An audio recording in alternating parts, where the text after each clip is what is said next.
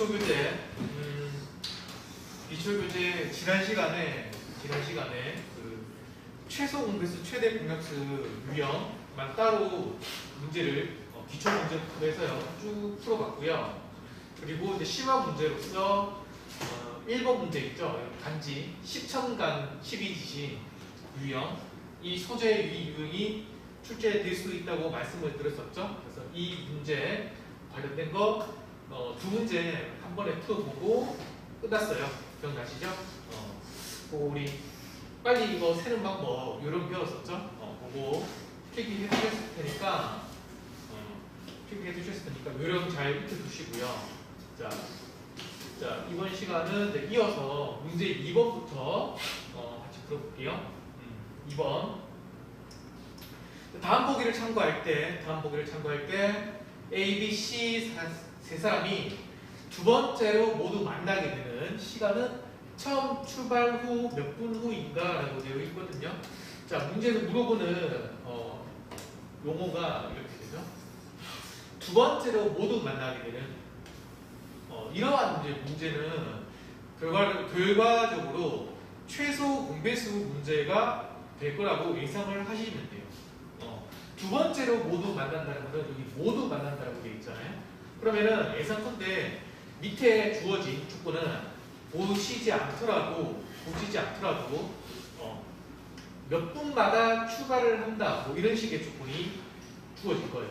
근데 이 세 사람이 몇 분마다 추가를 하는 그 시간이 다 다르다 보니까 항상 동시에 만나게 되는 세 사람이 한 번에 동시에 만나게 되는 시각이 항상 같지 않겠죠. 그래서 이거를 언젠가는 같게끔 되는 시간이 있을 거다라고 우리가 추측을 할 수 있고요.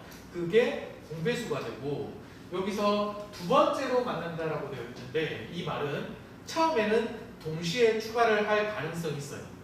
처음에는 동시에 추가를 하고요. 그러면 두 번째로 만난다라고 되어 있다는 조건은 이 말은 결국 최초로 다시 만난다는 말과 같은 말이 되죠.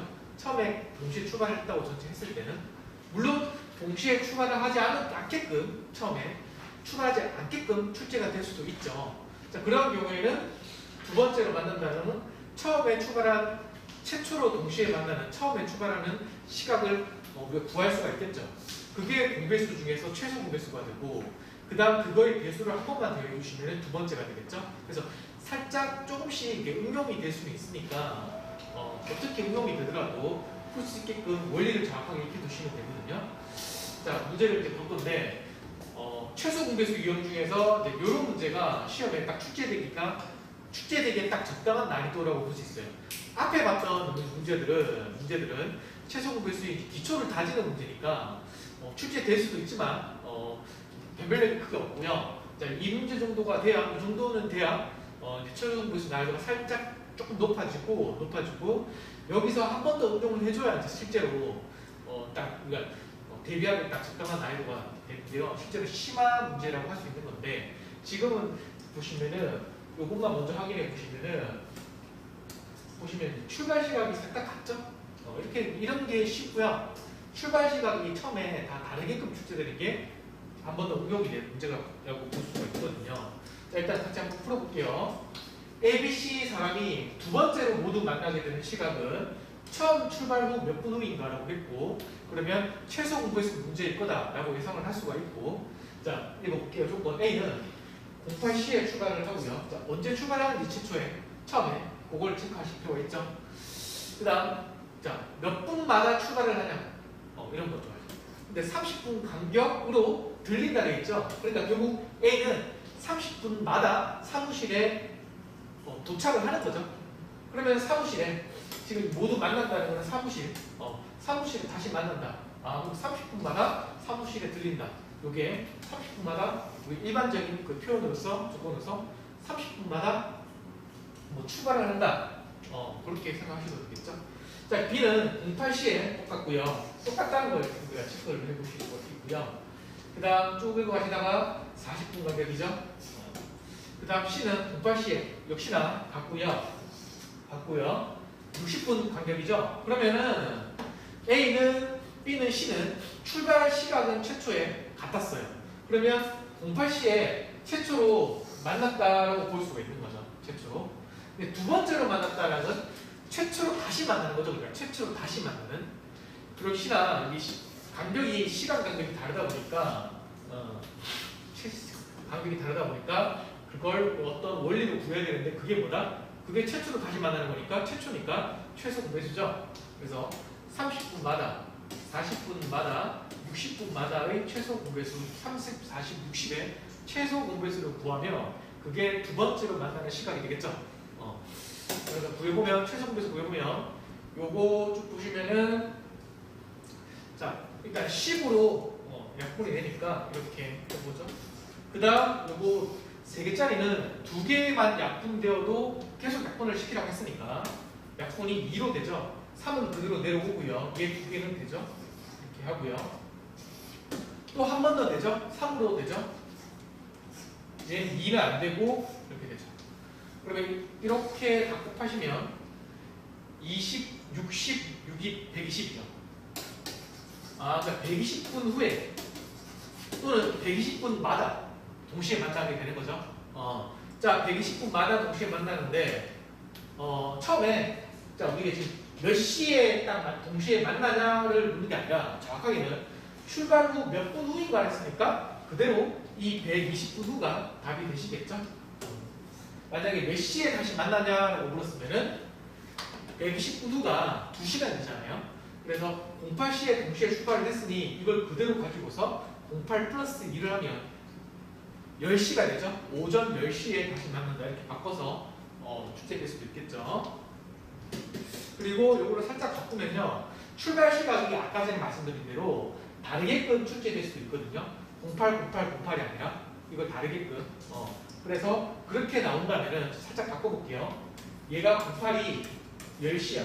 예를 들어서 자 얘도 08을 얘를 12시라고 해볼게요.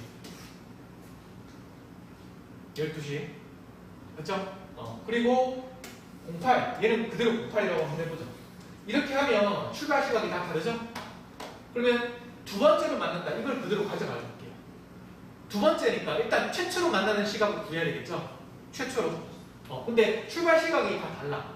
이럴 때는 차근차근 생각해 보시면 되겠어요. 처음에 출발 시각을 구할 때 이렇게 얘는 10시에 출발을 하는데 이렇게 30분 간격이야.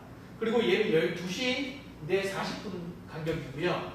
08시는 60분 간격, 그러니까 1시간마다가 되죠?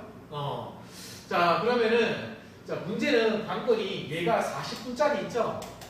얘는 40분 간격이니까 40분, 80분, 40분, 80분은 딱 떨어지는 시간, 아워 단위로 시간 단위로 되는 게 아니죠? 40분, 80분은. 근데 4, 30이 120분. 요거의 3배인 120분은 2시간이 되죠. 딱 떨어지는 시간 단위가 되죠. 그런데 이제 이거는 이제 10시니까 30분 간격이니까 10시 30분, 11시, 12시, 12시 30분 이렇게 될 거 아니겠어요? 그렇게. 그리고 08시는 1시간마다니까 8시, 9시, 10시, 11시, 12시 이렇게 될 거니까 얘 때문에 시 때문에 정말로 60분 간격이니까 1시간마다 딱 떨어져야 된다고요. 맞죠? 동시에 만나려고 했습니다. 그렇게 될 수 있는 거는 C는 09, 10, 11, 12 이런 것들이죠. 그러면 어쨌든 B가 출발 시각이 가장 느리잖아요. 12시잖아요. 제일 느리니까 12시 이후로 한번 이거 한번 따져보시면 C를 따져보시면 12시 12시면 이제 최초로 생각할 때 12시죠. 왜냐면 B가 출발 시각이 이미 12시니까. 그러면 12시에 되면 B도 12시에 되니까 만나긴 하죠. 그러면 A만 되면 12시가 될 수 있다는 건데 A가 10시인데 30분 간격이니까 12시가 되죠. 이런 식으로 찾으면 돼요. 최초 출발 시각을 이런 식으로 이렇게 원리로 찾고요. 그러면 12시가 최초 출발 시각이다. 동시에 만나는 시각이다. 최초로 구하고 이제 두 번째는 역시나 아까 말씀드렸던 아까 30, 40, 60의 최소 공부일 수 있죠. 이걸 구해야 되겠죠. 그래서 아까 이게 110분이었잖아요. 그러면 2시간마다니까 이거의 2시간 뒤는 14시죠. 그래서 답은 14시가 된다. 이렇게 출제될 수도 있다는 거죠. 그래서 출발 시각이 다를 때 어떻게 해야 될지까지는 생각해 보세요. 다음 3번은 했어요. 근데 4번 보세요. 톱니바퀴 문제는 최소 공배수 그냥 문제예요. 근데 5개의 톱니바퀴가 좀 약간 응용을 했죠. A가 18회 회전할 때 C와 D는 모두 몇 회 회전을 할까요? 자, 이 문제에서 중요한 그 전제 깔고 있는 조건이 뭐냐면 전제 조건은 이 문제에서 물어보는 이 회전 바퀴수를 물어보려면요. 물어보면 기본적으로 이런 식으로 지금 모두 A, B, C, D, E 톱니바퀴가 맞물리고 있잖아요. 이렇게 모두 맞물리는 식으로 되어야 A가 몇 회 회전할 때 C와 D가 몇 회 회전하냐 이렇게 이걸 구할 수 있게 되시는 거예요. 자, A가 18회 회전하는데 A가 톱니수가 20개라고 주어졌죠. 밑에 한번 적어볼게요. 18회. 그렇죠? 이게 A, B, C, D가 톱니바퀴가 모두 맞물린다는 것은 어떤 A부터 A와 B가 직접적으로 맞물리는 이거 두 개만 A와 B 관계만 어떤 원리상 관계가 성립하는 게 아니라 A랑 B랑 맞물리는데 B는 C랑 맞물리니까 A와 C도 어떤 원리상 관계가 성립해야 된다라고 추측을 해볼 수가 있으시죠. 그게 뭐냐라고 잠깐 생각해 보니까 직관적으로 접근할 수 있는 게 해서 풀 수 있는 게 제일 이 문제는 효율적으로 푸실 수 있는 거거든요. 자, 뭐냐면은 한번 직관적으로 상식적으로 한번 생각해 보세요. A가 톱니바퀴 수가 20이야. B는 12개죠. B가 적어요. 근데 A가 18회잖아요. 그러면 톱니바퀴가 상식적으로 A보다 B가 적잖아요. 개수가 적은데 더 많이 회전할까요? A보다? 더 적게 회전할까요? 그렇죠? A보다 B가 톱니바퀴 수가 더 적으니까 그만큼 더 많이 회전하겠죠? 그렇죠? 그 반비례 관계가 성립한다는 거죠. 정확하게 반비례 관계가. 이게 중요한 포인트고요. 그래서 얘가 20일 때 얘가 10이다. 근데 회전수가 18회 회전이면 얘는 몇 회 회전일까 누구 알겠어요? 그럼 이 반비례 이게 성립해요. 12분의 20은 18분의 x다. 이게 반비례 관계가 성립하게 되는 거야. 이렇게 푸는 게 제일 효율적이야. 그래서 자, 얘가 18이면 12분의 20은 약분 좀 해주시면 4로 약분되죠? 3분의 5죠? 그러면 여기도 3분의 5배를 곱하면 돼요. 그쵸? 그러면 3분의 5를 18에다가 곱하면 6, 5, 30이죠? 그쵸? 한 번 더. B와 C가 이렇게 보면 8분의 10이니까 이건 1.5배요. 1.5배. 이것도 1.5배가 돼야 되니까 45회 회전이라 할 수 있죠. 그만큼 톱니수가 적으니까. 자, C까지 했고요. D 해보시면 얘는 이번에 이 방향으로 1.5배죠. 그러면 얘는 이 방향으로 1.5배가 되어야 하니까 요거는 딱 떠오르는 숫자가 30이 되면 30의 1.5배는 45가 되죠. 그래서 C와 D는 모두 몇 회전을 해야 되는가? 합하라는 거예요. 문제에서 합하라. 그래서 75회가 답이 되겠어요. 이런 식으로 푸실 수 있으면 효율적이다. 자, 다음 문제. 자, 5번 톱니바퀴수 문제네. 최소 공배수 문제겠죠? 자, 60, 45, 15 톱니 개수 서로 맞물려 들어가고 있다. 새 톱니바퀴가 회전하기 시작하여 처음으로 다시 같은 톱니에서 동시에 맞물리는 것은 최초라는 말이고요.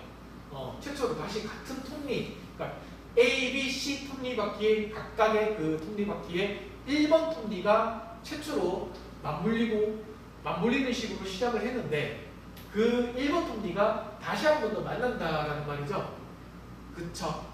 그래서 1번 A 톱니바퀴는 60개, B 톱니바퀴는 45개니까 A는 1번 톱니부터 60번 톱니까지 가면 다시 한 번 더 1번 톱니가 되는 꼴이고 B는 1번 톱니부터 45번 톱니까지 가고 다시 1번 톱니가 되는 거니까 다시 말하면 1번 톱니에서 60번 후 맞죠? 톱니 개수로 따지면 60개 후에 맞죠? 그러면 우리 아까 전에 그 출발 시간 문제에 관련된 소재를 갖고 온다면 60분마다 45분마다 이거랑 같은 말이 되는 거죠. 대응을 시켜보면. 그래서 60, 45, 15의 최소 공배수를 구하면 그게 뭐다? 다시 1번 톱니가 만난다는 거죠. 최초로. 그게 최소 공배수죠. 그래서 요거 약분을 하면요. 자, 약분 15로 하면 되죠. 15로 하면 4, 3, 1이죠. 4, 3에는 더 이상 약분이 안 돼요. 그래서 이렇게 다 곱하면 되는데 다 곱하면 최소 공배수 값이 나오고 그게 톱니 개수가 되죠. 톱니 개수의 단위가 되죠. 다 곱한 값은. 그런데 B가 우리 구하는 거는 그게 아니라 톱니 개수가 아니라 바퀴 몇 바퀴 회전하냐라고 했죠. 몇 바퀴 회전하냐? 그러면 얘 15, 얘 4 곱하기 4 곱하기 1을 한 값에다가 그게 총 톱니 개수가 필요한 거잖아. 다시 만나려면 A, B, C가 동시에 A든 B든 C든 다시 만나기 위한 톱니 개수 총 필요한 개수라고 볼 수 있죠. 근데 B가 몇 바퀴 회전한 후니까 라고 했으니까 B 입장에서 얘 입장에서는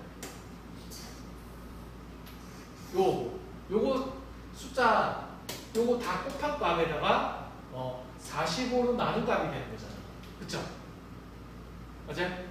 B 입장에서는 톱니 개수가 45개가 있으니까 총 필요한 톱니 개수가 다 곱한 거니까 얘 다 곱한 거를 45로 나누면 되죠. 그러면 B가 필요한 톱니 회전 수가 되죠. 그게 뭐냐면은 얘랑 얘 아닌 거 나머지죠. 얘 둘이 아닌 거 나머지니까 얘 둘이 나머지 얘 둘이 곱한 거라고 보시면 돼요. 그래서 4, 1은 4니까 4바퀴가 되겠어요. 그래서 2번. 다음 6번. 가로 세로 길이가 81, 직사각형이네요. 108. 땅 둘레 일정한 간격으로 말뚝을 박으려고 한다. 내 모퉁이에 반드시 말뚝을 박기로 할 때 말뚝은 최소한 몇 개가 필요한다 라고 했죠. 여기서 보시면 땅 둘레에만 말뚝을 박는 거야. 일정한 간격이죠. 일정한 간격. 그 말은 이러한 직사각형이 있으면요. 요거를 한번 쪼개보겠다는 거예요. 그렇죠? 직관적으로 이해를 보시면 쪼개보겠다. 그러니까 쪼개는 거는 약수죠. 약수가 나오면 최대 공격수가 나오는 거예요. 최대 공격수가. 그러니까 어떻게 쪼개냐면 요 길이랑 다르지만 이걸 일정하게 쪼개서 말뚝을 박겠다. 그러니까 이렇게 예를 들어서 말뚝을 박으면 세로 방향으로 똑같은 길이로 박겠다. 얘 길이랑 같게끔 하는 요 길이를 구해야 된다는 거죠. 얘를 구해야 여기 말뚝이 몇 개 필요하냐 이걸 알 거 아니에요. 몇 개 필요하냐 이걸 알 거 아니겠었죠? 하나, 둘, 뭐 세 개, 네 개라고 하면 하나, 두 개, 세 개 뭐 이런 식으로 필요하겠죠? 이해하셨죠?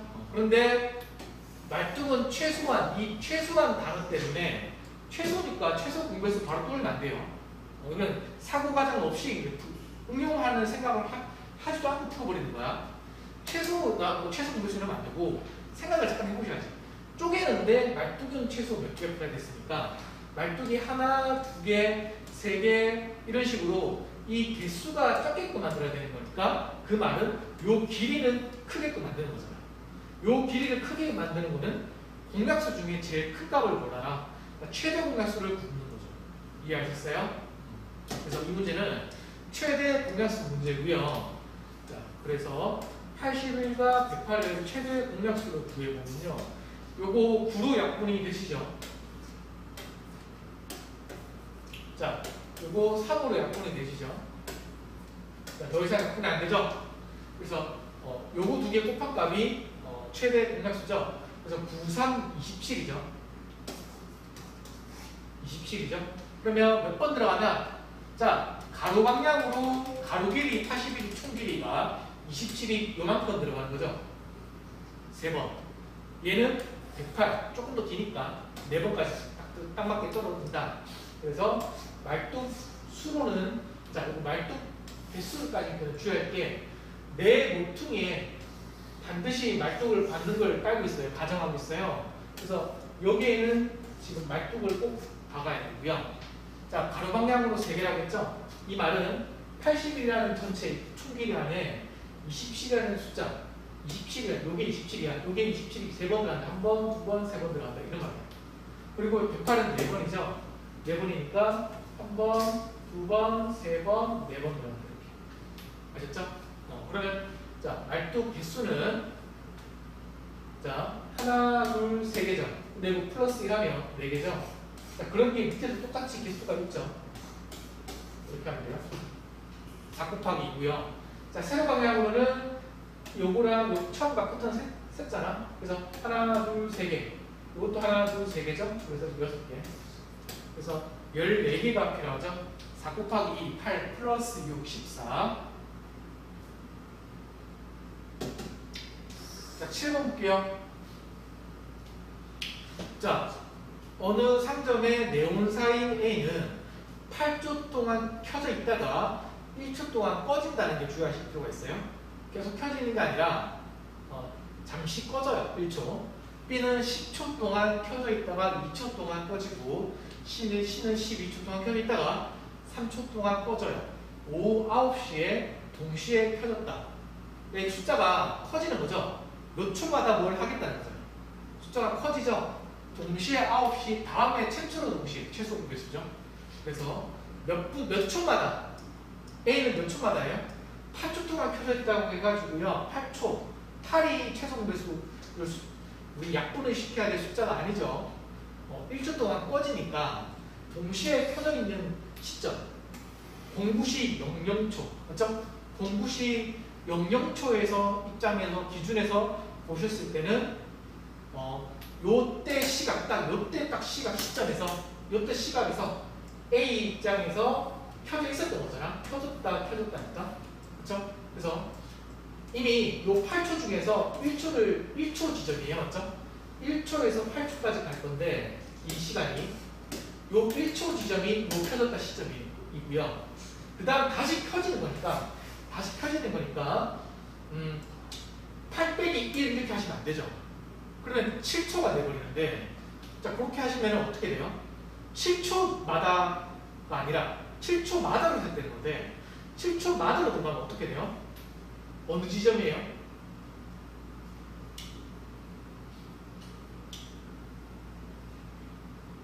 (7초마다라고) 들어가면은 요 꺼지기 딱 지점이죠. 꺼지는 시점이죠. 딱 꺼지는 시점에서 딱 되는 거니까 1초 더 뒤에 있어야 돼요. 그래야 다시 켜지는 거잖아. 그래서 자 이렇게 이해하시면 돼요. 켜졌다.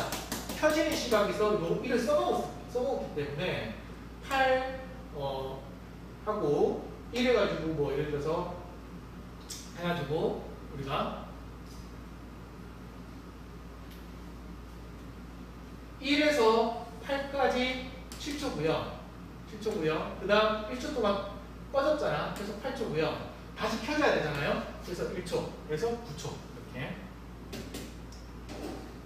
그래서 9 같은 식으로 12니까 12, 12, 3이니까 19. 요거의 최소 공개수를 구해야 다시 켜지는 거죠, 각각에. 그래서 요거 3으로 약분이 되시니까 이렇게 되시고요. 결국 시각을 구해야 되는 거니까 요거 다 곱할 수밖에 없고 4, 5, 20, 3, 3은 9. 자, 곱하면 180초. 그러니까 3분. 9시 3분. 그 다음 4번. 그 다음 8번. 자, 도넛 33개, 우유 55개를 되도록 많은, 나누는 거죠. 나누는 거니까, 똑같이 나누는 거니까, 공약수. 근데 최대한 되도록 많은이가 있으니까, 최대 공약수. 이런 문제 쓰죠. 근데 이렇게 똑같이 나누려고 했더니 7개가 딱 떨어지지가 않아요. 그러면 이걸 가지고 3, 4, 5 가지고 바로 최대 공약수를 구하는 게 아니라 요거 부족하고 많은 거 있죠? 남는 거. 이거를 처리를, 요거를 없애줘야 된다. 부족하지 않게끔 하고 5개가 남지 않게끔 할 수 있는 그 어린이는 모두 몇 명인가 이렇게 구하시면 되겠고, 그래서 자 만약에 가정을 해보시는 거죠. 상황을. 도넛은 7개가 부족했으니까 이게 33개가 7개가 부족하다는 거잖아. 그러면 40개였으면 우리는 5개가 남으니까요. 5개가 적었으면은 그러니까 여기다가 7 더하고 여기다가 5를 빼면 그 숫자 40과 그 다음 50 있죠? 요거의 최소 공배수를 최대 공배수를 구하면 우리가 그거는 딱 되도록 많은 어린이가 똑같이 나눠지게 될 수 있다. 그 어린이를 구하라. 이런 문제가 돼버리는 거죠. 그래서 요거 10으로 딱 약분이 되니까요. 이렇게 되고 그래서 10명이 되겠어요. 최대 공배수는 10명. 다음 문제 9번 보세요. A와 B는 5월 1일 동시에 같은 학원이고요. 시작했다. 3일마다 2일마다 3일 후에 2일 후에 한 번씩 학원을 한다. 5월에 A와 B가 학원에 만날 수 있는 횟수는 모두 몇 회인가? 그러면 5월에 며칠까지 있는지 아셔야 되는 게 기본이에요. 그게 안 줘졌죠? 그러한 말은 없어요. 그래서 그거는 상식적으로 알아달라는 거고요. 5월달은 31일까지 있어요. 31일까지. 자,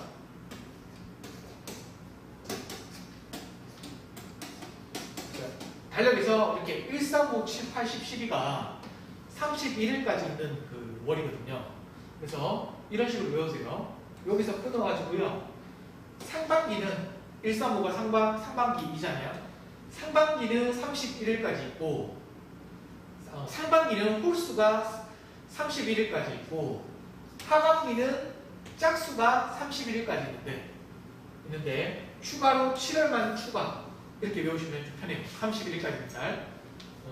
나머지는 2월을 빼고는 30일까지 있잖아요. 그래서 5월은 31일까지 있고요. 자, 그러면은 3, 2의 최소 분배수를 구하셔야 되잖아. 3위는 약분이 안 되니까 그대로 곱하시면 되잖아. 그래서 6일. 그러니까 6일마다 같은 학원에 가게 되는 거죠. 그러니까 학원에서 다시 만나게 되는 거잖아. 그러면 6이 30일에 몇 번 들어가냐? 이런 문제가 되죠. 몇 번 들어가냐면은 자 6, 5, 30이죠. 그러니까 5번 들어가죠. 5번 들어가. 자, 이 5번 들어간다는 거는 5월 1일에 만났다. 요거 또 포함해서 세야 되죠. 요걸 주의하실 필요 있어요. 그래서 5회네 2번 이러면 안 돼요. 1일에 만났다. 그 다음 자 6일마다 6일 후에 만나는 거니까 요거의 6일 후 7, 요거의 6일 후 13, 그리고 6일 후 19, 6일, 25, 6일 이렇게 되시는 거예요. 아셨죠? 그래서 자 1, 2, 3, 4, 다 6번이 되시는 거예요.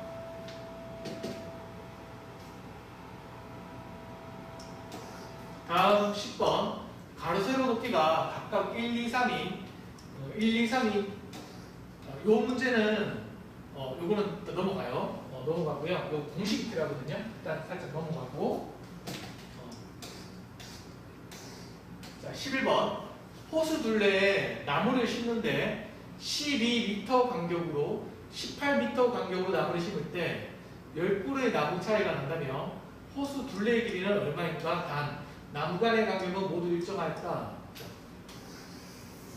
호수 이렇게가 있는데 자 12m 처음에 추가를 해서 나무 간의 간격은 모두 일정하였다. 자 12m 여기 12m 이런 식으로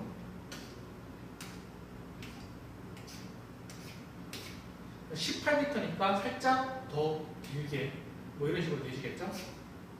이렇게 하면 동시에 만나는 나무도 있을 수 있고 아닌 나무가 있을 수도 있는데 그러다 보면은 이렇게 한 바퀴를 돌다 보면 어쨌든 그 나무의 그루의 차이가 나무 수 차이가 그 10그루 차이가 나게 된다는 거죠. 그랬을 때 호수 둘레의 길이를 구하라 이렇게 묻는 거고요. 그러면은 이런 말이 되죠?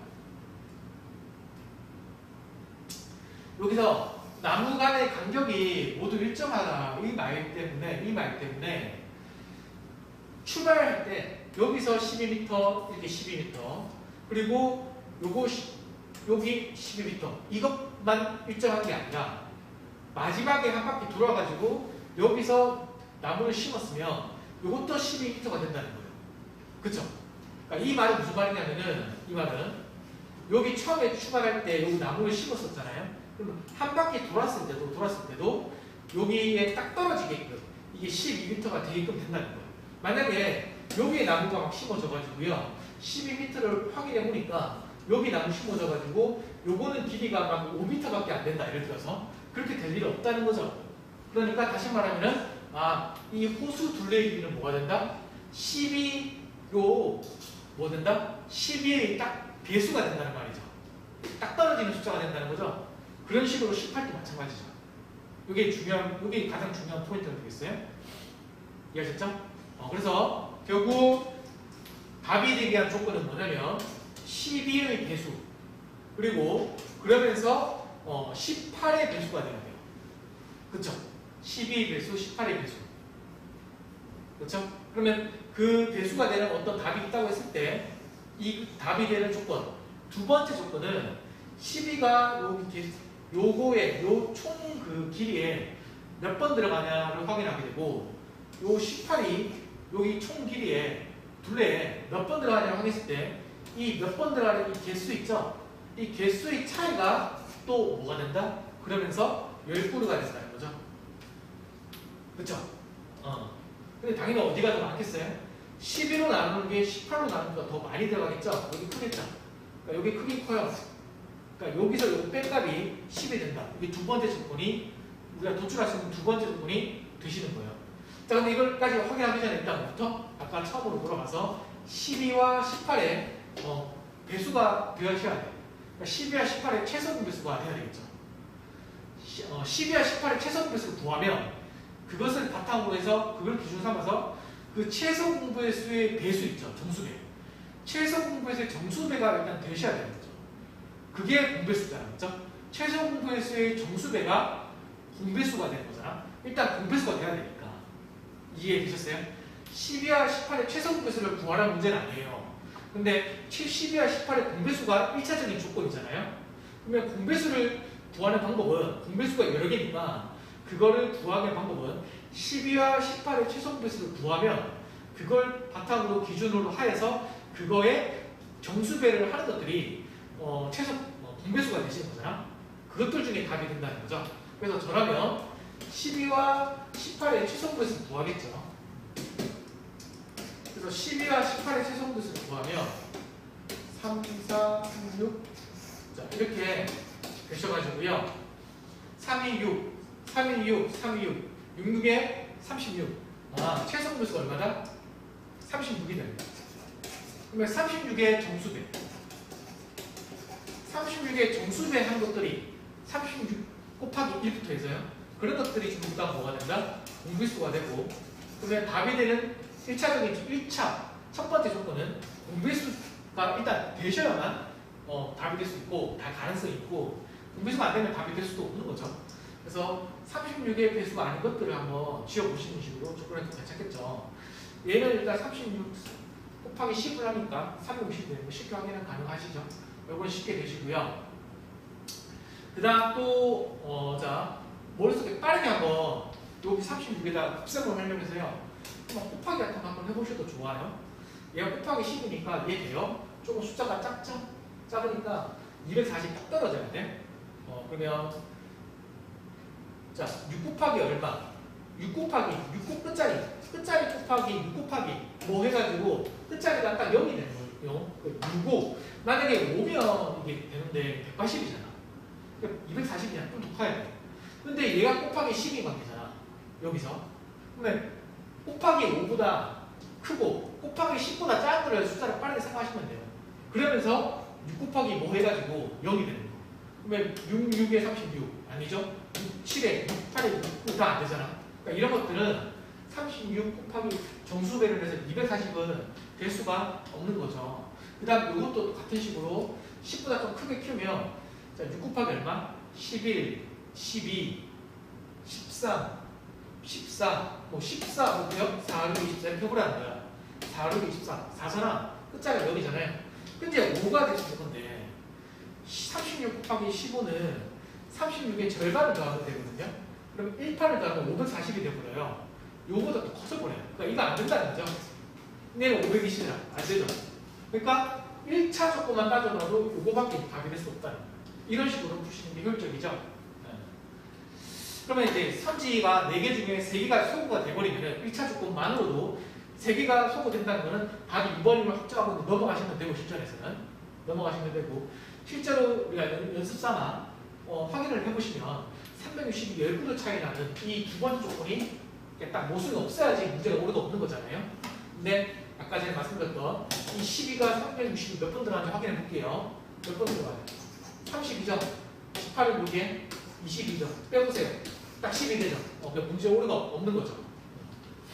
이거를 요거 확인은 실전에서 문제 풀 때 이렇게 확인을 해야 된다. 확인을 하라는 말이 아니에요. 확인을 하라는 말이 아니고요. 여기 아까 전에 설명해서 해결하시고 넘어가시면 되신다. 그 다음 12번 보세요.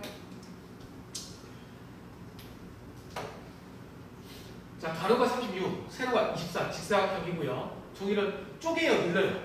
이걸 늘리면 최소 공격수, 쪼개면 최대 공격수예요. 남도 자르죠? 그쵸? 쪼개는 거죠? 최대 공격수예요. 만두수는 정사각형의 종인데 요런 말을 써줘야 돼요, 조건에서. 정사각형은 가장 최대한 크게 최대한. 그러니까 최대 공격수가 되니까 36, 24, 최대 공격수 뭐 하세요? 이렇게 되시죠? 그래서 요 두 개만 곱하면 6이 12가 되죠? 그러면 만두수는 정사각형의 종이는 몇 점 들어가냐? 이런 거죠. 이 직사각형에서 10이라는 거는 최대 공격수가 요 길이가 12. 네, 몇 번이에요? 12는 36의 3번, 12는 24의 2번이죠? 이렇게 된다는 거죠. 딱 떨어지게. 그러면 필요한 정사각형 종이는 요거 3번, 요거 2번이니까 요거 꽉 채워서 아까 말뚝이랑은 다르죠? 12. 이렇게 된다는 거야. 그래서 하나, 둘, 셋, 넷, 다 6인데 실제에서 풀 때는 요거 2개만 곱하면 되겠죠? 3, 2, 6 이러면 되겠죠? 그래서 다음 다음 유형은 이제 새롭게 이제 응용수리 다시 한 번 더 할 건데 이거 하기 전에 잠깐 끊고요. 자, 이어서 저희 볼 파트가 응용수리라고 되어 있고요. 자, 응용수리의 기초 관련돼서 그 계산하는 방법. 자, 응용수리의 대부분의 문제는 방정식을 푸시는 거거든요. 1차 방정식이든 연립 방정식이든 연립 2차 방정식이든 방정식을 푸시는 거고요. 그 방정식을 식을 딱 세우셨을 때 그 다음 그걸 계산하시게 되는데 그걸 계산하는 기초적인 내용이 저희가 이제 그 예전에 산수 시간 때 배웠던 내용이 간단하게 정리가 되어 있으시거든요. 그래서 아주 간단하게 같이 볼게요.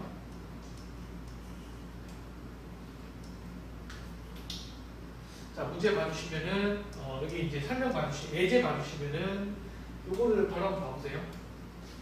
자, 1번 A는 B이며 A와 B가 같다면 A 플러스 C는 B 플러스 C다. A 플러스 C 한 값과 B 플러스 C 한 값이 같다. 자, A와 B가 같기 때문에 그러면 요 A와 요 B가 같기 때문에 똑같은 C를 더한다면 두 값은 당연하게도 같겠죠. 자, 다음 2번 A는 B이며 A와 B가 같다면 자, 같은 C를 뺀다면 똑같이 뺀다면 또 같을 거고요. A와 B가 같다면 같은 C를 곱해도 같을 거고요. C로 나눠도 같겠죠. 자, 그래서 이거 한번 좀 읽어보시면 되겠고, 자, 예제를 보세요. 자, 예를 들어서 이러한 식을 세우셨을 때는 이걸 이렇게 우리가 해를 x값, 요 x를 해라 그러는데 이 미지수를 구하실 수 있어야 되는데 3x8은 14다. 그러면 3x 플러스 8은 14에서 x를 구하기 위해서는 x를 가지고 있는 항이죠. 이 x를 가지고 있는 항은 빼고 x를 가지고 있지 않은 항들을 다 오른쪽 항으로 넘겨요. 그러면 이렇게 오른쪽으로 넘기고 우항으로 넘겨요. 14-8이 되시죠? 플러스 8이니까 플러스 8은 넘기면 마이너스 8이 되고, 그래서 14 빼기 8만 계산하면 6이고요. 그래서 3x가 6이 되고, 그래서 x는 2가 된다. 이런 식으로 푸시게 되고요. 복잡한 1차 방정식의 풀이라고 해봤자 별거 없는 게, 자, 뭐 이걸 한번 풀어볼까요? 0.2x-1은 0.5x 플러스 0.2다. x를 구해라고 한다면, 자, 지금은 여기서 양변에 뭐 10을 곱했다 이렇게 돼 있죠. 왜 10을 곱하냐면 이 소수가 되어 있으니까 0.2, 0.5 이것 때문에 10을 곱해가지고 소수를 정수로 바꾸는 거거든요. 그때 굳이 이런 식의 사고를 먼저 하기보다 요거보다는 그냥 요걸 가지고요. 그대로 x항은 x항끼리, x항이 아닌 것들은 아닌 것끼리 자리를 바꾸시면 아까처럼 마이너스 1을 오른쪽으로 넘겨. 그러면 1.2죠. 그리고 1.2고 0.5를 왼쪽으로, 그러면 0.2x에다가 마이너스 0.5x가 되시는 거니까 마이너스 0.3x가 되시는 거죠. 그렇죠? 그러면 자, 마이너스 0.3x가 1.2가 되시는 거니까 3에다가 얼마를 곱하면 앞자리가 1, 2가 돼요? 4죠. 그래서 4를 곱하면 되네. 그렇죠? 그래서 0.3 곱하기 4가 바로 우리가 1점이라고 떠오르죠. 1점이 단위도 맞죠? 그래서 4가 되겠어요. 근데 마이너스가 붙어 있으니까 얘도 마이너스를 붙여줘야 이렇게 1.2라는 플러스가 되시는 거죠. 이런 식으로 보시면 되겠고, 2번 분수 형태의 1차 방정식을 풀 때 x값을 구할 때는 예를 들어서 뭐 이런 식으로 3분의 x 플러스 1은 2분의 x 마이너스 1이다. 요거 구해봐라. 네. 자, 요거 푸는 방법은 한 가지만 있는 게 아니에요. 자, 요게 좀 이제 나름 중요해요. 요거를. 자, 3분의 x 플러스 1은 2분의 x 마이너스 1. 요거 x 구하는 방법은 여러 가지 방법이 있는데, 자, 일단 크게 세 가지 정도로 우리가 익혀주세요. 세 가지 크게. 네. 자, 첫 번째는 이렇게 분모끼리, 분모가 정수배, 분자가 정수배가 되어보는 거예요. 그리고 정수배, 항상 정수배라고 하면서 제가 하나 더 추가하는 기준이 뭐냐면 50% 증가죠. 그러니까 정수배 말고 1.5배도 챙겨가세요. 1.5배하고 정수배. 이거 중요하고, 두 번째는 분모와 분자가 정수배 관계. 역시나 1.5배도 추가하고. 요거 두 개가 빠질 때는 이게 정말 빠르고요. 제일 낫고요. 이게 편할 때는 이걸로 반드시 하셨어야 되고, 자, 이것도 불편하고 이것도 불편한 경우가 있어요. 숫자를 딱 봤을 때. 계산이 좀 불편할 때. 그럴 때는 이게 안 될 때, 그러니까 정수배 1.5배는 안 될 때. 3번이 뭐냐면 이렇게 지금 풀이처럼, 지금 풀이가 요거 두 개 곱하고 얘들을 곱했거든요. 이렇게 곱하고 대각선을 곱했어요. 그래가지고 이렇게 되거든요. 그러니까 얘들을 곱하고 얘들을 곱했어요.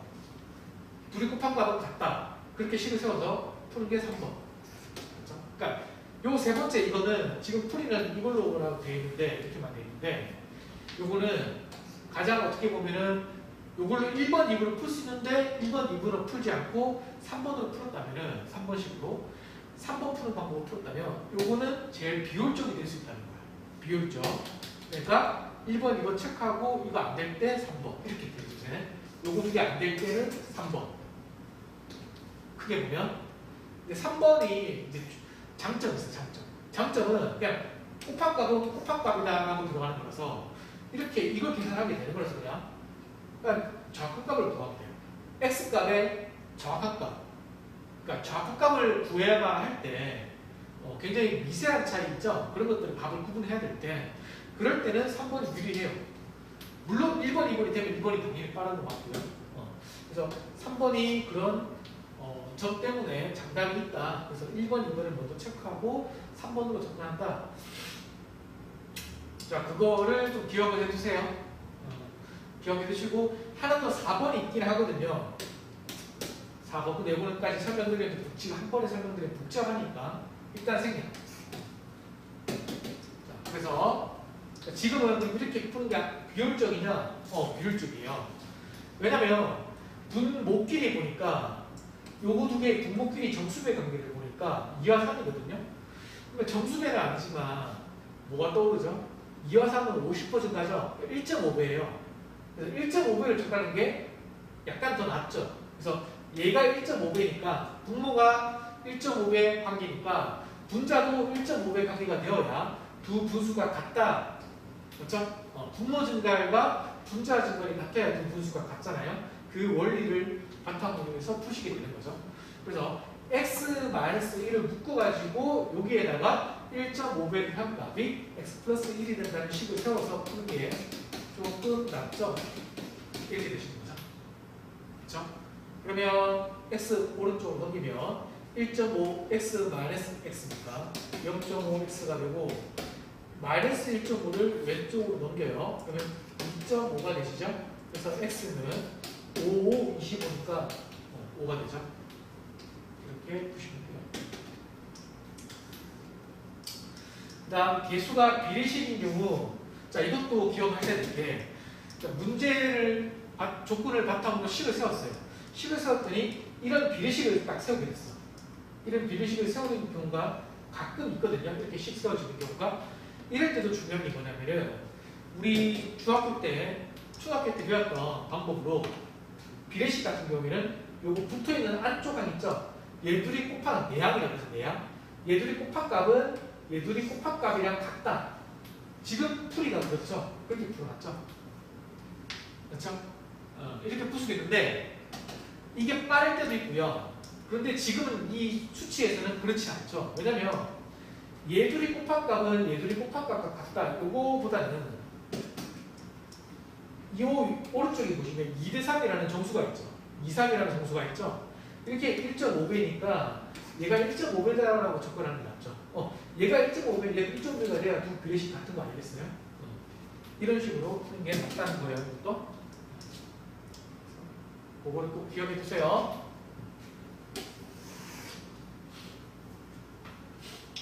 (1차) 방정식을 활용한 문제 해결 단계. 자, 이거는 그냥 읽어보시고 요거를 하나 기억해 두시죠. 문제 조건에서 연속하는 두 점수 이렇게 조건이 주어질 수 있거든요. 이럴 때는 미지수를 x 플러스 1 또는 x 마이너스 x 이렇게 식을 세우시면 되겠고요. 또는 연속하는 두 짝수나 뭐 연속하는 두 홀수 나오잖아요. 어쨌든 한 칸 더 연속하는 게 아니죠. 연속하는 두 점수 x 플러스 아니죠. 한 칸 더 넘겨야 되니까 x라면 x 플러스 1, x 마이너스 1이라면 x 이런 식으로 세우시면 되겠고 연속하는 세 점수라고 그러면은 이렇게 세우든지 이렇게 보통 이렇게 세우는 게 효율적이에요. 이렇게 세우는 게 계산해보면 이게 더 효율적이라고 아시게 돼요. 이것도 한번 읽어보시고 그래서 응용수리 문제 중에 가장 대표적인 소재 유형이 그 거속시가 잘 나오잖아요. 그래서 거속시 관련된 그 공식 있죠.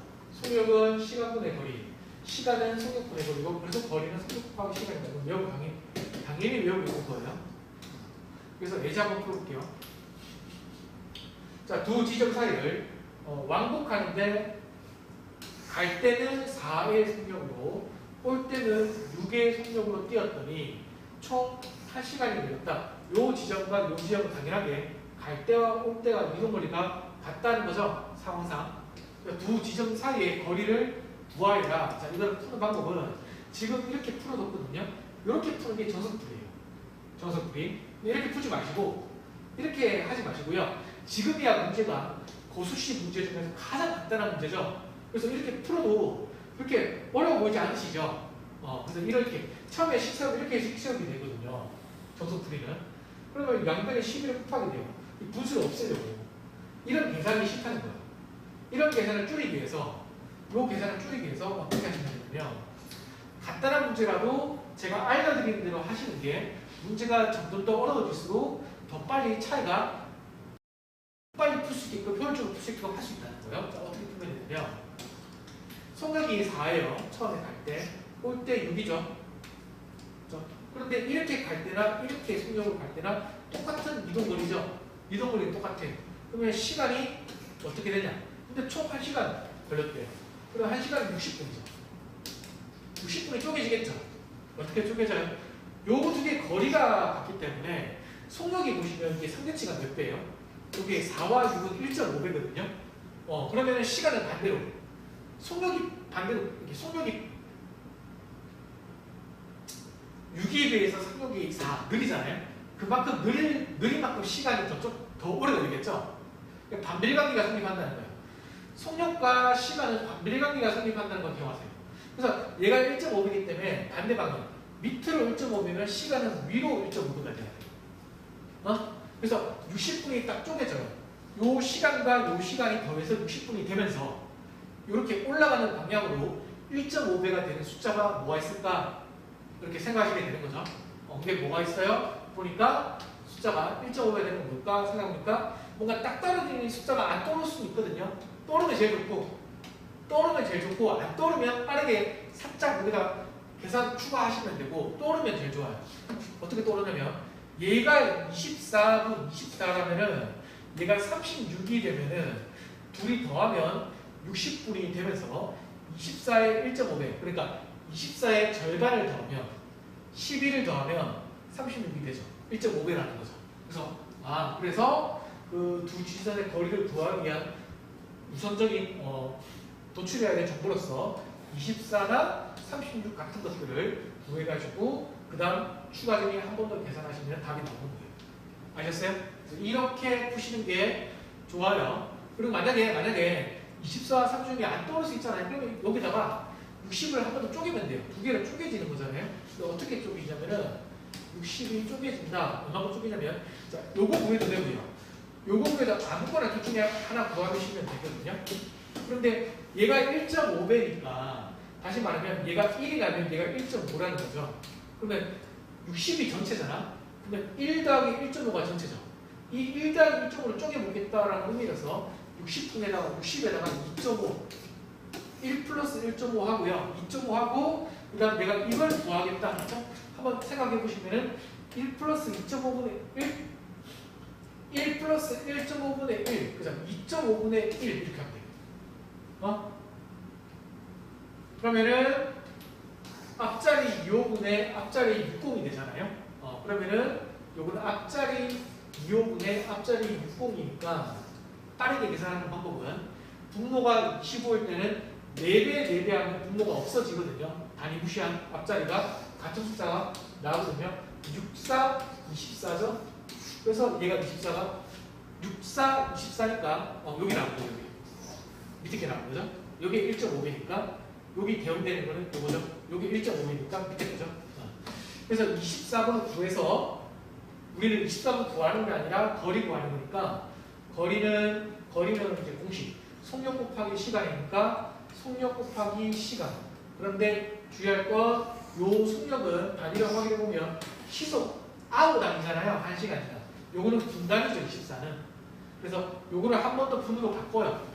그러면 요거를 시간으로 바꿔요. 분을 시간으로 바꿀 때는 60으로 나누면 되죠. 분을 시간으로 바꿀 때는 60으로 나누면 돼요. 그래서 거리는 속력 6 곱하기 시간 60으로 나누라 24를 이렇게 보시죠.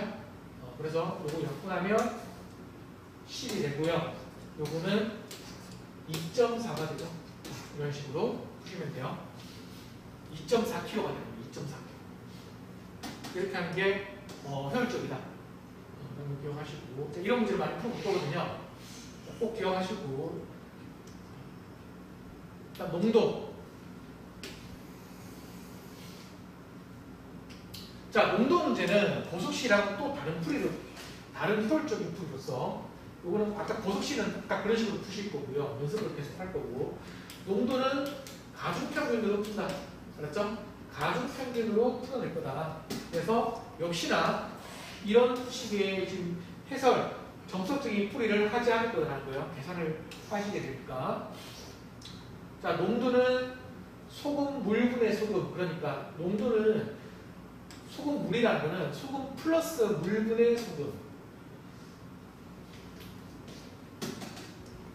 자, 문제 보시면 가중평균으로 풀어볼게요. 농도가 5%짜리가 소금을 200g 넣는데 여기에 물을 넣었죠. 다시 말하면 앞에 주어진 이 소금물에다가 물을 넣었다. 두 개를 섞는 거야. 두 개를 섞어버려야 돼. 근데 농도가 4%가 되는 거죠. 그래서 다시 말하면 이 말은 5% 농도짜리가 물은 농도가 소금 물분의 소금인데 농도 공식이 소금물 농도 공식이 소금 물분의 소금인데 물은 소금이 없으니까 분자가 0인 거야. 그래서 0%. 그래서 이거 두 개 섞으니까 4%가 되었다. 그렇죠? 그러면 5와 0이 가중평균하면 평균하면 4가 된다. 이런 말이 돼도 소금물이 5%짜리가 200g이고요. 얘는 물이 얼마 있는지 모르는데 그것을 물어보니까 얘를 x라고 그러면은 우리 차이값 가중평균에서 차이값 원리상 이런 게 성립하죠. 5와 4를 뺀 차이값 1과 4와 0을 뺀 이 4가 4배니까 이 올라가는 방향 반대 방향으로 4배가 돼야 된다. 이거 기억나시죠? 차이값 원리. 그래서 차이값의 역의 비는 가중치의 비다라고 했잖아. 차이값의 역의 비는 가중치의 비. 그래서 x는 50이 되십니다. 이렇게 푸는 게 이제 빠르다는 거예요. 그렇죠? 이렇게 풀 거고요. 가중평균으로. 그 다음 인류 문제 있죠? 인류는 여기 식이 정리가 안 됐는데 이렇게 적어주시면 돼요. 인류는 시간분의 일의 양. 일의 총, 내가 일을 해야 될 총양. 일의 양. 그러니까 일을 효율적으로 할 수 있는 능력이라고 볼 수 있겠죠? 아까 전에 잠깐 봤던 그 거속시에서 속력은 시간분의 거리. 속력식이랑 인류식이랑 식이 같다는 걸 우리가 확인할 수 있어요. 똑같아. 대응이 되죠? 속력은 우리 차량에서 말하는 차량의 속도죠, 속도. 그렇죠? 속도. 차량의 능력이라고 하면 인류는 보통 사람의 능력이에요. 물론 사람 가지고 인류를 항상 묻어보는 건 아니지만 이해되셨죠? 그래서 아까 전에 봤던 이런 거 봤었죠? 속력이랑 시간과의 관계에 있어서 속력이 만약에 어떤 차량이 다른 차량보다 2배 빠르잖아요? 그러면 똑같은 거리를 가는 데 있어서는 시간이 절반밖에 안 걸려요. 그래서 속력과 시간은 반대 관계라고 했던 거예요. 아까 전에 풀이법대로. 똑같은 식으로 인류, 그러니까 능력이 2배잖아요? 내가 일을 효율적으로 할 수 있는 능력이 다른 사람에 비해서 2배라면 똑같은 일의 양을 한다면 똑같은 거리를 간다면 이건 같은 말이에요. 시간은 절반밖에 안 걸리겠죠? 자, 그래서 결국은 속력 거속시 문제랑 일률 문제랑은 풀이법이 똑같이 풀 수 있다. 아셨죠? 이거 두 개는 풀이법이 똑같다. 둘 다 정석적으로 하지 않는데 정석적으로 풀이를 하지 말고 근데 풀이법은 똑같은 풀이법을 알려드립니다. 그래서 지금 주어진 이 풀이법 있죠? 이게 풀이법이거든요. 정석적인 풀이법에. 그래서 X.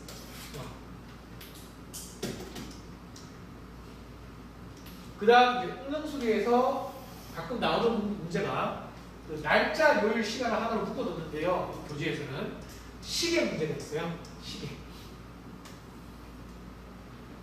시계 문제가 난이도가 있다. 꽤 어려워요. 근데 출제 가능성은 낮아요. 그렇죠? 근데 또 나오면은 못 푸니까 꼭 연습을 해두시고, 그 다음 날짜, 이건 하나를 묶어가지고 그냥 달력 문제다라고 보셔도 돼요. 달력 문제 좀 어렵진 않거든요. 잘 기억해 두시고, 요거 뭐 이런 말이 있죠. 날짜에서 치러 나면 나머지는 요일을 알 수 있다 이런 말이죠. 뭐 이런 거죠.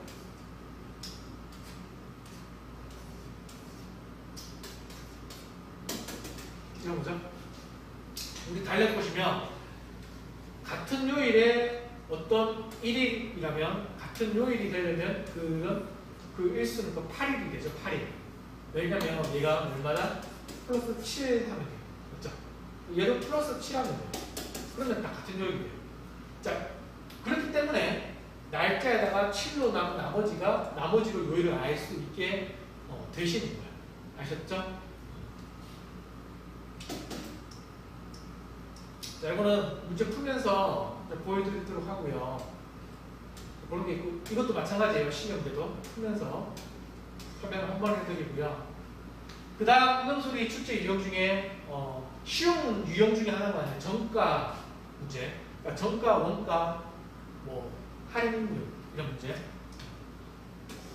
자, 요거는 한번 읽어봐 주시고 요거 하나 적어두세요. 식 하나 적어두세요.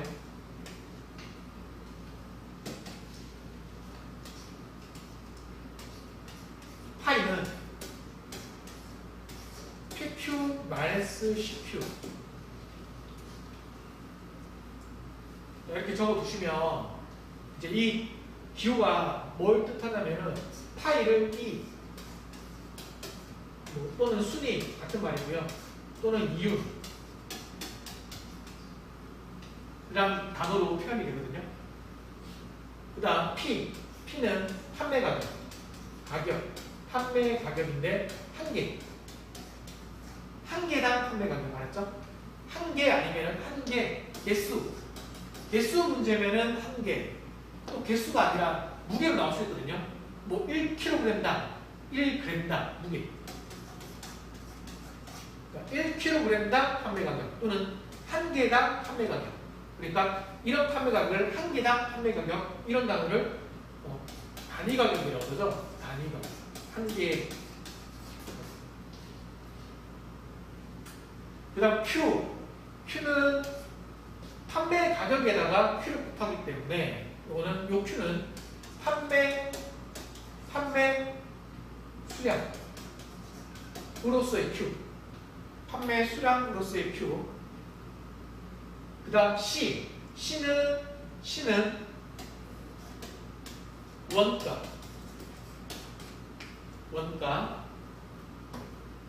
다음 Q는 원가. 어떤 제품을 몇 개 만드냐요. 원가의 가격으로 몇 개를 준비하냐. 그걸 나중에 팔 거고. 맞죠? 그렇기 때문에 요거는 원가 수량, 생산 수량 보통 이렇게 하죠. 생산 수량.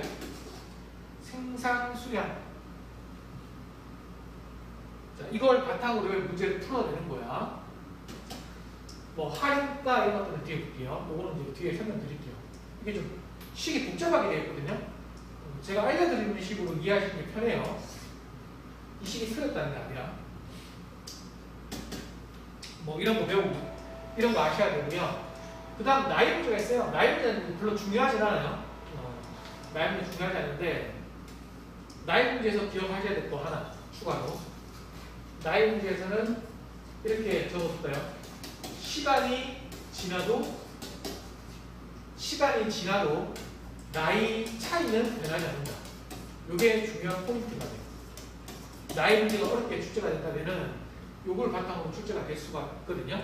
그러니까 문제에서 조건에서 이러한 언급이 직접적으로 언급이 없어요. 없는데 상식적으로 이걸 떠올려가지고 식을 도출을 하셔야 문제 풀 수 있게끔 출제를 할 수가 있거든요. 나이 문제가 조금 어렵게 출제가 된다면. 그래서 당연하게 시간이 지나도 나이 차이는 변함이 없죠. 그래서 이거 기억하시고.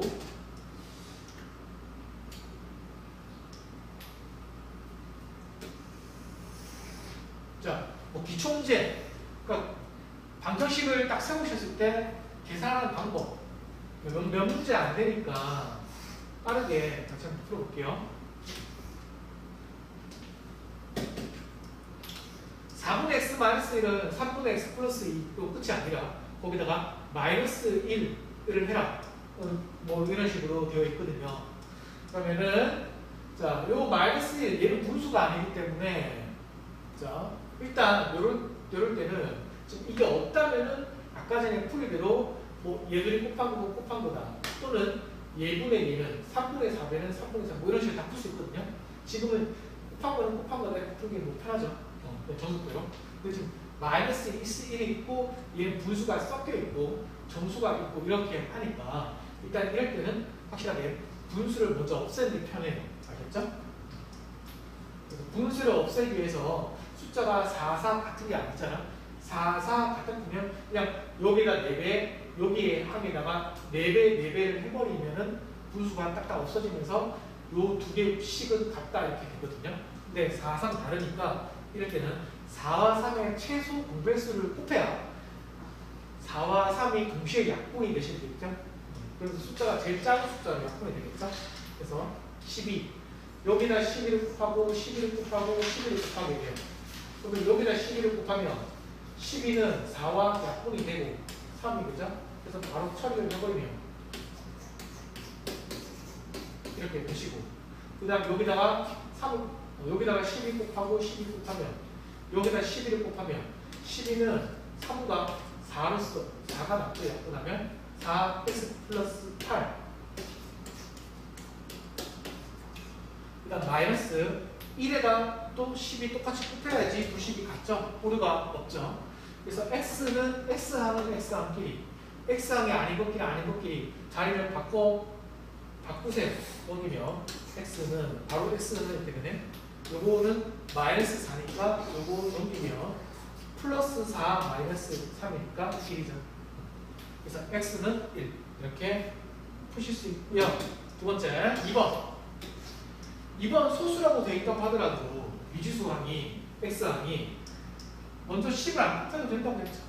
그래서 요거 넘겨야 되잖아요. 그러면 0.4x는 그렇죠? 0.9 오른쪽으로 넘겨요. 그러면 0.9 플러스 0.3이니까 1.2고요. 그래서 x는 3, 4, 10이죠. 다음 3번. 자, 이거는 분수가 있으니까 일단 분수를 없애는 게 없애야 되시겠죠? 없애야. 일단 없애야 돼. 근데 분모가 4잖아.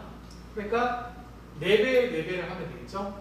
그래서 여기다 4배를 해버리면 0.2x에다 4배를 하면 4, 2, 8 해서 0.8x 플러스 0.5 곱하기 4니까 2고요.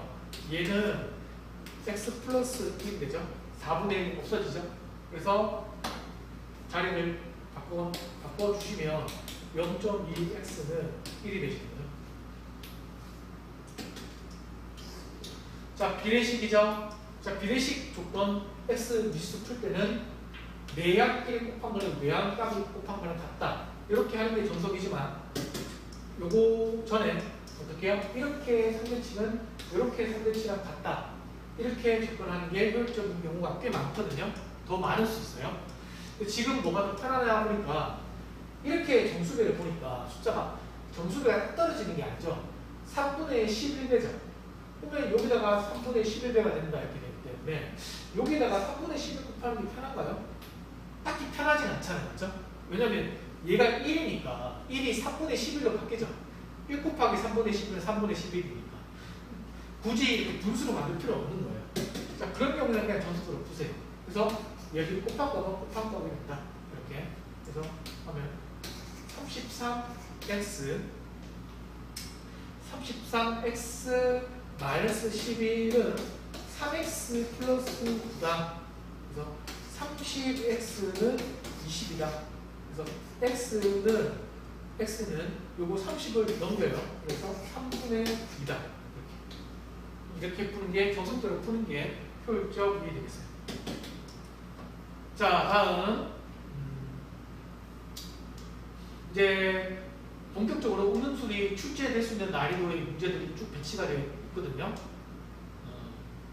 자, 고속시부터 해가지고요. 다양한 유형들이 아까 기본 이론에서 언급되었던 다양한 유형들의 기본 문제가 이게 배치가 되어 있는데요.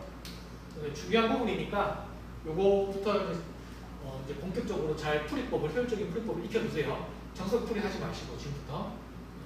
자, 요거 기본 문제 하기 전에 잠깐 끊고요. 다시 할게요. 자, 자, 그래서 이어서 이제 응용수리 출제 유형 중에서 대표적인 유형들 있죠? 그런 것들 관련된 기본 문제 풀이 진행해 볼게요. 자, 먼저 아셔야 될 게 풀이 진행하기 전에 지금 이제 배치되어 있는 이 유형들, 그러니까 고속시, 일률, 자, 원가, 정가, 할인율 문제 아까 잠깐 언급했죠? 뭐 달력, 시계 문제, 뭐 몇 개 더 언급했는데 이제 그런 것들만 응용수리에 들어가는 건 아니에요. 5개, 6개 유형만 풀 건데 이거 말고도 더 다른 유형들이 꽤 많거든요. 근데 지금 보는 것들이 가장 대표적인 유형들이라고 보시면 되겠고, 소금물 농도 이런 것도 자주 출제되는 것들이고 하기 때문에 저희가 일단 이 중요 대표 유형 풀고 다음에 응용수리 집중적으로 하는 강의에서 조금 문제가 어려운 문제들 있죠? 로 가지고서 다양한 유형들을 더 풀어보도록 할 거거든요. 자, 지금은 거속시 한번 풀어볼게요. 1번 두 지점 AB로 왕복하는데 갈 때는 4km 시속, 올 때는 시속 3km로 걸어서 모두 2시간이 걸렸다고 한다. 두 지점 사이의 거리를 구하여라. 그러면 갈 때 시속 4, 올 때 시속 3, 모두 총 2시간이 걸렸다. 자, 두 지점 A, B는 거리가 똑같죠. 아까 전에 예제 풀이 문제랑 똑같은 문제죠. 그래서 이렇게 푸시면 돼요. 이걸 갈 때 시속 4 쓰고요. 속력 3 써요. 이렇게 이거의 속력으로 총 몇 시간 걸렸냐. 근데 똑같은 거리를 가네. 그러면 시간은 정확하게 어떻게 된다? 똑같은 거리를 가기 때문에 속력은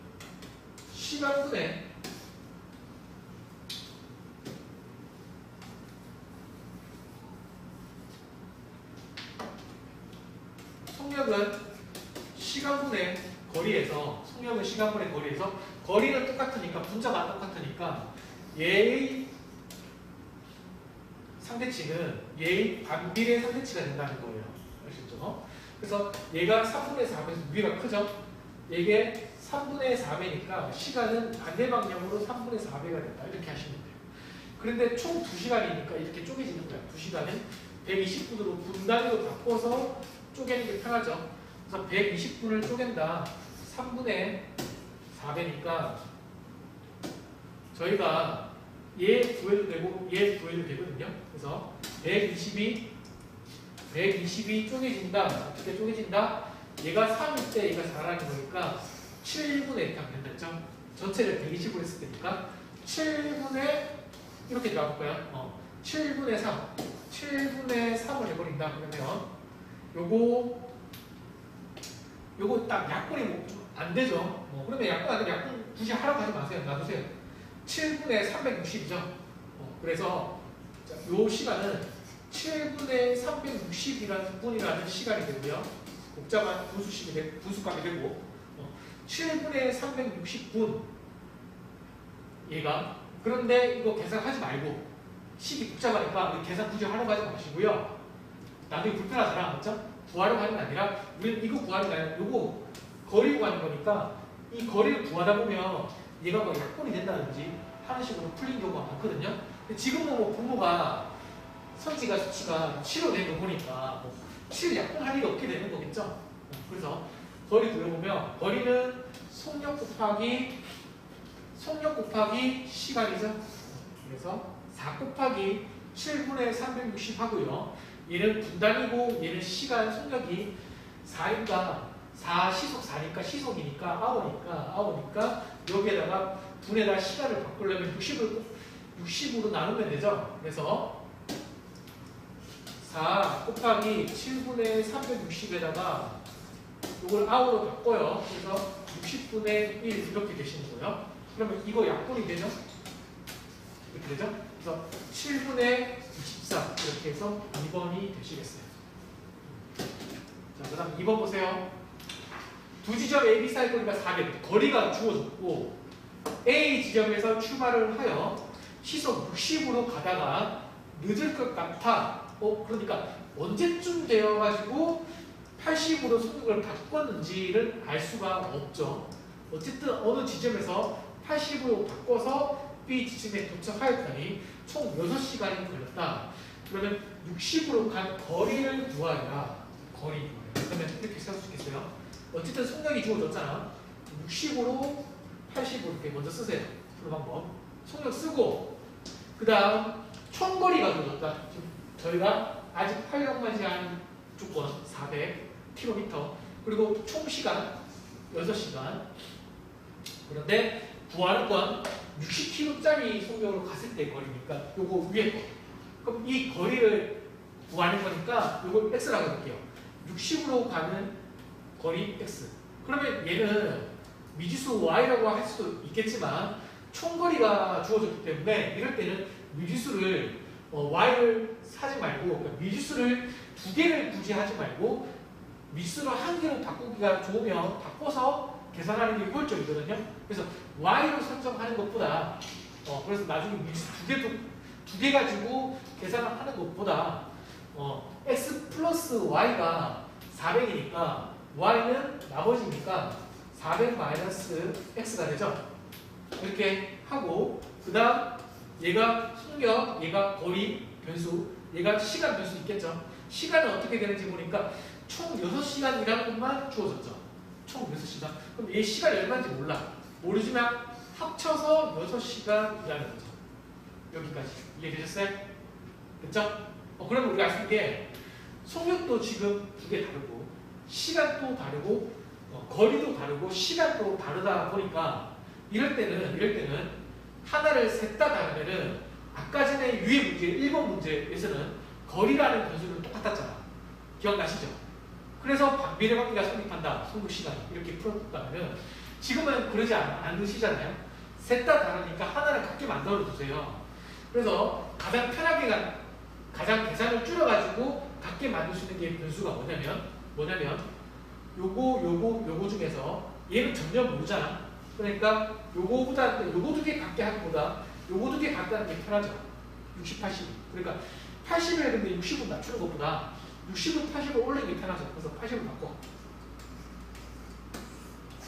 됐죠?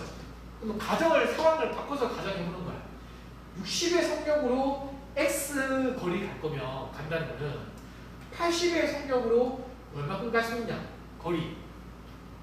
그러면은 이거 갈 때 시간과 이렇게 갈 때의 시간 있죠? 같게 유지한다면 같게 유지해줘야지 어쨌든 이거의 시간과 위에 거의 시간이 같아질 거 아니에요.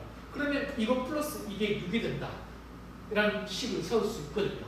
그래서 자 얘는 속력이고 얘는 시간이 아니라 거리 변수죠.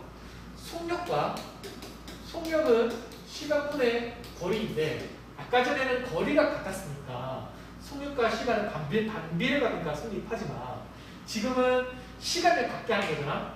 얘 위에 거랑 밑에 거랑 시간 2개 갖게 하는 거니까 속력과 거리의 변수는 비례관계가 성립해요. 속력이 2개면 거리도 2배만큼 갈 수 있어요. 시간이 같다면. 아셨죠? 속력과 거리는 비례관계니까 6분의 8배예요. 6분의 8배. 6분의 8배는 약분하면 3분의 4배예요. 그래서 얘도 3분의 4배가 돼요. 그래서 x에다 3분의 4를 곱하면 3분의 4x가 되죠. 그러면 이거일 때랑 시간을 갖게 되는 걸로 유지할 수 있는 거죠. 그쵸? 그럼 이거 2개 갖게 만드는 이유가 뭐냐면은 이렇게 하고 나면 속력과 속력 위에 둘 다 80, 80으로서 같기 때문에 80의 속력으로 묶어가지고 이거 거리와 이거 거리를 더한 값이 뭐가 된다? 이거 시간과 이거 시간 더하는 걸로 돼가지고 6이 된다는 걸 식을 세울 수가 있게 되시는 거예요. 따라서 이거 80 갖게 만들었으니까 80의 속력으로 요 거리랑 요 거리를 단순히 합하는 식이 그대로 더하는 식이 성립하고요. 400 마이너스 x랑 3분의 4x를 더하면 400 플러스 3분의 1x가 되죠.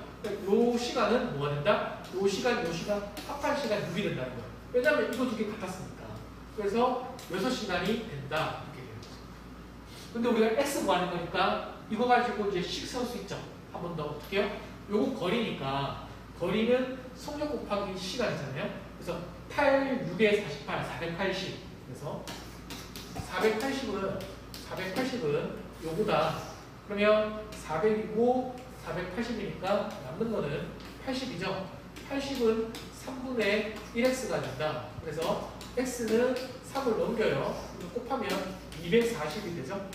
그래서 x는 240km가 되시는 거예요.